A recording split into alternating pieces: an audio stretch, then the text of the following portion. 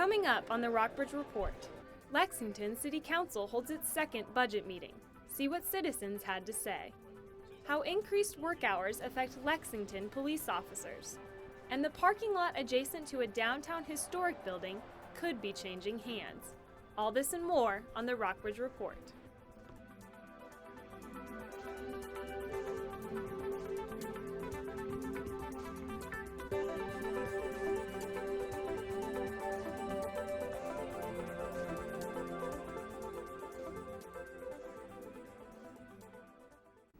Good afternoon and welcome to the Rockbridge Report. I'm Brooke Sutherland.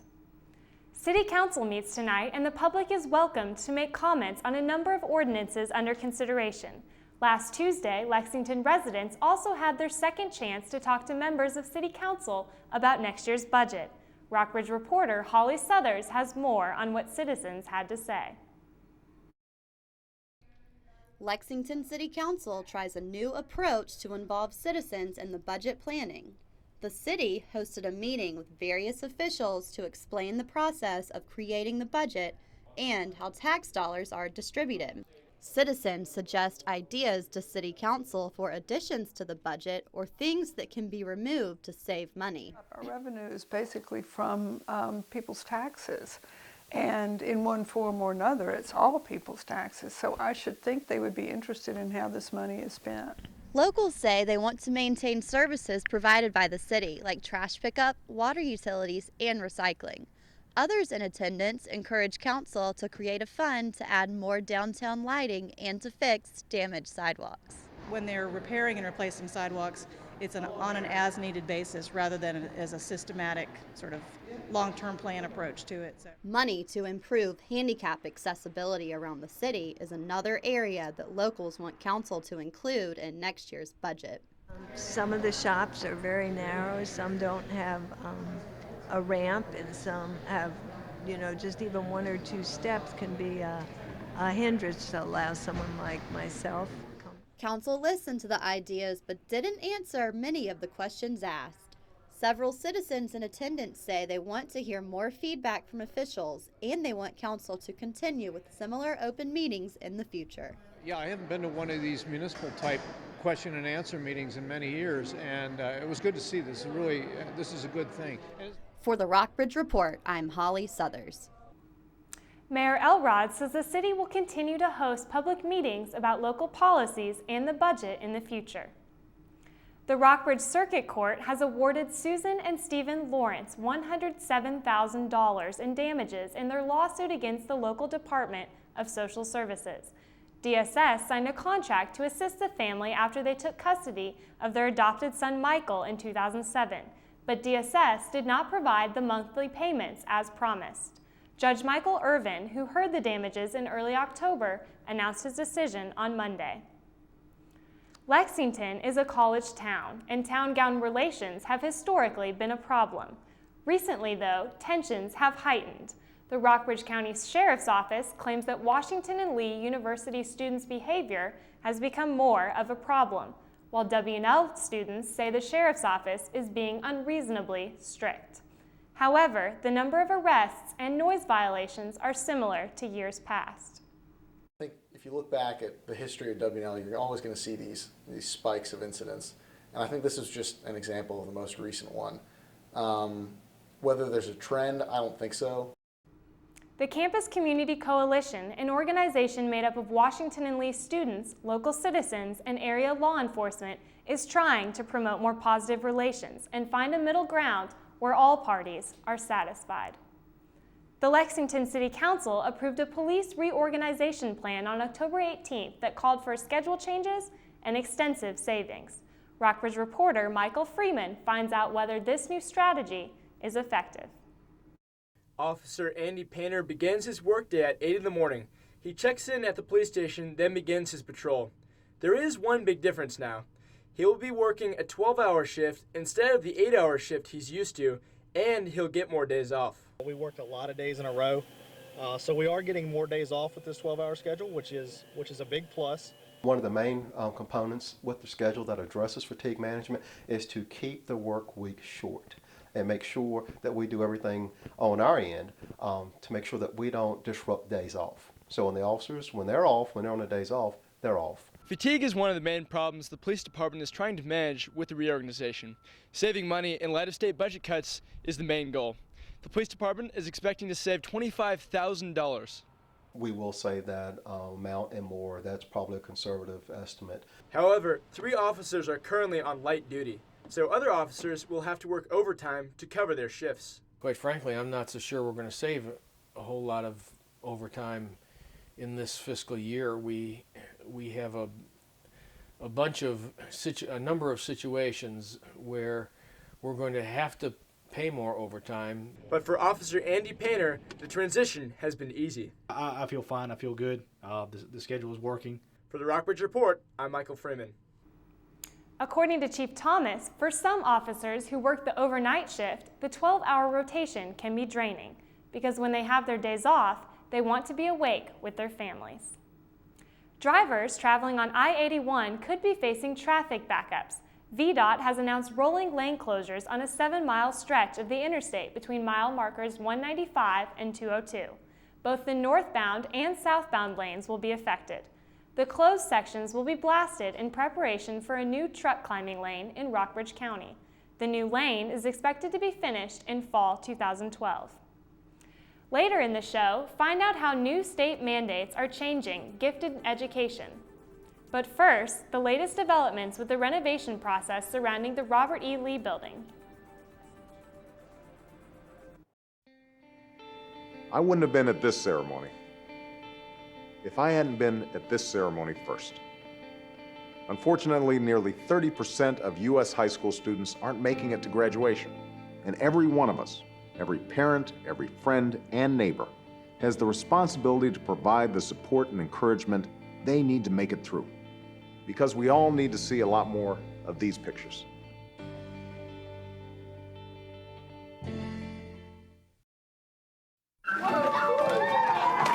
I'm lucky. Let me help you with that. I get to do something I love. It has nothing to do with touchdowns or titles. Everybody bring it in. I get to play a part in the life of someone just starting out. How many of you think homework is just as important as teamwork? I help keep kids in school. Good. And that's the name of the game. My name is LaDainian Thomason. I don't just wear the shirt, I live it. Give, advocate, volunteer. Live United.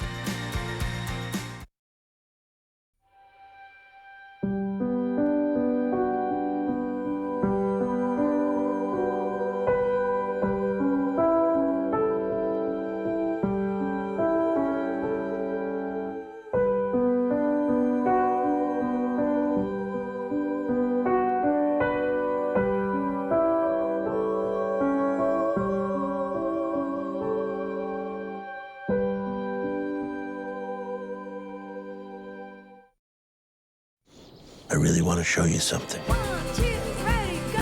L-O-V-E. It's a mystery. All is love. Is love.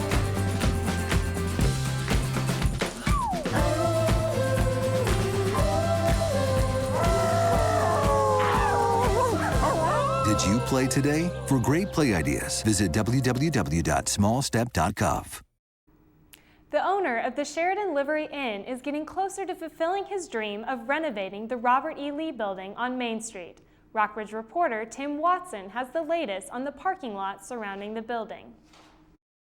Rockbridge County and Lexington have agreed on terms for Ugo Benacasa to buy the parking lot next to the R.E. Lee Building for just over $80,000. The lot is important to Benacasa because he is interested in using the lot upon renovating the building. It's parking right in the middle of Lexington, and that's really valuable in terms of its accessibility. The Lexington City Council sees great potential in developing the building. Benacasa wants to renovate it into a 20-room hotel and also establish other businesses on the premises. Pretty much the idea is pretty much to diversify. Put a couple condos on the top floor, the shops, the little cafe, in the middle, and then the rooms, then you can more pretty much be successful. Rockbridge County owns 75% of the lot, which it purchased from the current building owner, William McClung and Associates, for close to $180,000. However, Today the lot is worth just over $100,000.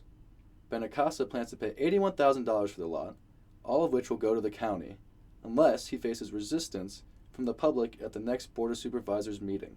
I don't anticipate any objection, but it could be that there are county citizens who think that since such a huge amount was paid for it, that it's not a good deal. Lexington owns the other 25%, but city officials are not charging Benacasa anything for the sale because they want it to go through. There was a higher bid, but the city says it wants to finish its current negotiations with Benacasa before speaking with any competitors. McClung & Associates have also lent support to Benacasa, who is eager to complete the upgrade. We bring a little more life to the downtown, right? Otherwise, we're going to pass another 20 years doing nothing here. That was Tim Watson reporting from Lexington. Will the cold and blustery winds continue through the weekend? Your weather is next. And coming up later in the show, see what local architect Heidi Schweitzer thinks about going green in Lexington. Hey. Ready to go? Yeah, but the fire's not out. Close enough. Close enough? If it's too hot to touch, it's too hot to leave. I mean, the next thing you know, you've torched our whole neighborhood. Which is why we're not going anywhere? Exactly. 9 out of 10 wildfires are caused by humans. Only you can prevent wildfires. Hey. Ready to go? Yeah, but the fire's not out. Close enough. Close enough? If it's too hot to touch, it's too hot to leave. I mean, the next thing you know, you've torched our whole neighborhood. Which is why we're not going anywhere? Exactly. 9 out of 10 wildfires are caused by humans. Only you can prevent wildfires. Es un gran día para los deportes. Vaya festín de jugadas que tenemos. Mucha acción, David, por eso nos vamos directamente a la pelotas. El duelo padre-hijo en el jardín. Batazo al jardín derecho, no. Y se cayó. Se cayó, pero bueno, ahí va, ahí va, ahí va. Nos vamos ahora al básquet, 2 contra 1. Y la clava. Solita, la clavó. Y ahora el fútbol. Ahí está papá, que la pase. Solo. Lo va a definir, golazo. Estas son escenas que no se repiten. Las mejores jugadas suceden en casa. Tómate el tiempo para ser un buen papá. It's a great day, isn't it? Yeah. Too bad your boat's gonna sink at 11:05.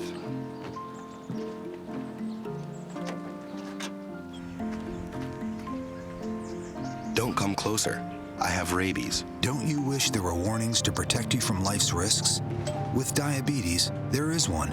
It's called A1C, a simple blood test that helps measure your risk of serious complications. Learn more at diabetesaonc.org.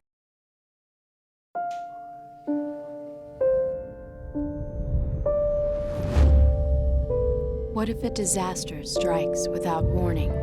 What if life as you know it has completely turned on its head? What if everything familiar becomes anything but? Before a disaster turns your family's world upside down, it's up to you to be ready. Get a kit, make a plan, be informed today. David Dax, the executive director of the United Way in Lexington, has announced that he will retire from his position at the end of this year. Dax has been executive director since 2007. Dax says he wants to move on to what he calls the next stage in his life. The board of directors at the United Way has already begun searching for a replacement. The board hopes to receive all applications by December 8th and hire someone before Dax leaves in January. The state of Virginia has placed new regulations on education for gifted students. Now, students are required to be categorized as gifted or not gifted as early as kindergarten. Some local teachers and parents have concerns about identifying gifted children at such a young age. But others argue it is never too early to see a child's intellectual potential. Schools across Virginia have until 2013 to update their gifted program plans to make sure they comply with the new regulations. Hayes, Moffats, Otts, and Walker Creeks all violate state water quality standards. The pollutants in these waterways are bacteria that originate in warm-blooded animals like cattle. While the bacteria in the creeks are a health issue and Virginia state law requires the issue be addressed, actually putting the plan into action is voluntary. So with the help of Rockbridge County residents, a plan was created to clean up the waterways. Parts of this plan include fences to keep cattle from entering the creeks and planting trees to reduce runoff. The final public discussion to the plan, the cleanup, will be held tonight at 7 in the Rockbridge Baths Fire Hall. Organizers of the cleanup hope to complete the project by 2020. The temperatures will cool down to the mid-20s tonight and will warm back up to the mid-40s on Friday. Be sure to bundle up for Friday night's Christmas parade because the temperatures will fall again to the mid-20s. Saturday, snow and rain are predicted throughout the day. The high will reach the mid-40s during the day and temperatures will drop into the upper 20s Saturday night. The wintry mix of rain and snow will stick around Sunday with a high of 37 and low of 23. Cloudy skies start off the work week with a high of 40. Be prepared for a big chill Monday night. Temperatures will plummet down to the mid-teens. And Tuesday, expect cloudy skies and a high of 37. The low Tuesday night will bottom out at 23 degrees. Move over Black Friday. Cyber Monday is the new way to bargain shop for the holidays. Find out how online businesses did when we come back.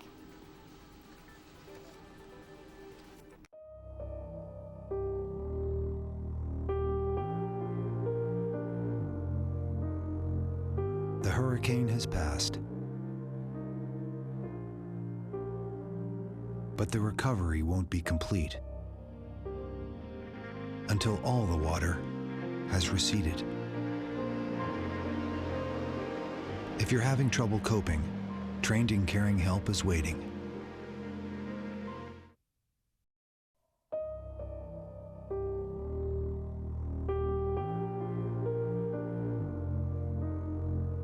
The hurricane has passed,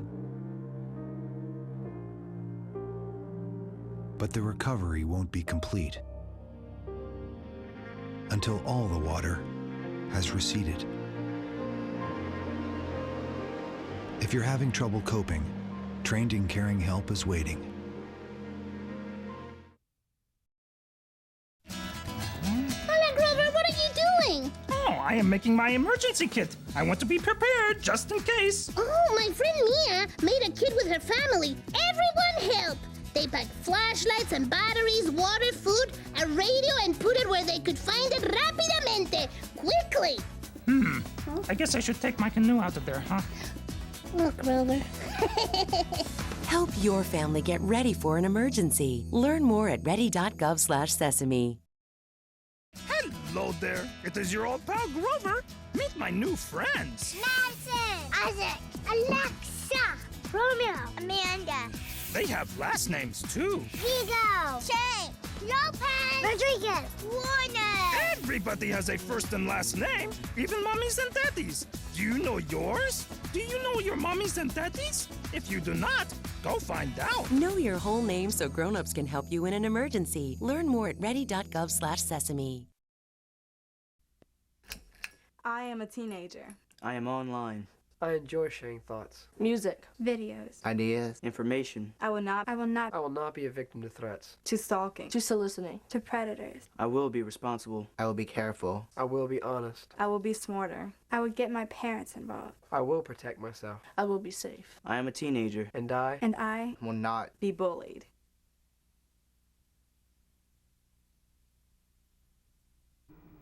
Consumers spent more than $1 billion on Cyber Monday, the online version of Black Friday. The 16% growth in sales was a result of an increase in average spending per buyer. Over 17 million transactions occurred on Cyber Monday, and of those transactions, nearly half of the purchases were made at work. The average Cyber Monday shopper spent just over $114. That's still less than Black Friday shoppers who spent close to $200.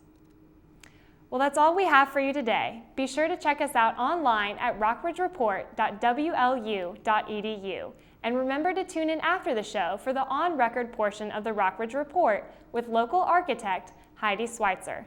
I'm Brooke Sutherland. Thanks for watching.